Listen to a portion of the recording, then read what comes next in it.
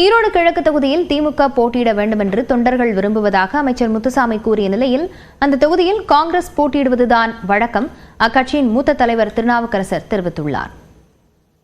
எங்களுடைய கழகத்தோளுடைய விருப்பம் என்ன என்பதை தலைமைக்கு நாங்கள் சொல்லுவோம். ஏன்னா நிறைய கட்சிக்காரங்கள் எல்லாரும் கண்டிப்பா ஒவ்வொரு கட்சிக்கும் அந்த உணர்வு இருக்கும்.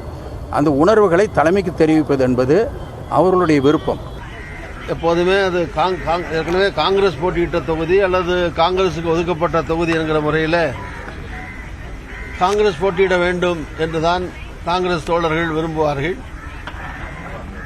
கூட்டணியில் ஏற்கனவே ஒதுக்கப்பட்ட வெற்றி பெற்ற இடங்களிலே ஈரோடு தொகுதி ஒன்று.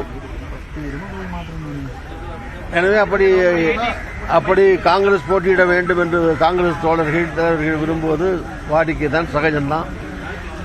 இருந்தாலும் இது குறித்து மாண்புமிகு முதலமைச்சர் திரு ஸ்டாலின் அவர்களிடத்தில் கேட்கிற போது திரு ஸ்டாலின் அவர் சொல்லியிருக்கிறார், இது கூடி பேசி கலந்து பேசி முடிவு செய்வோம் என்று சொல்லியிருக்கிறார்.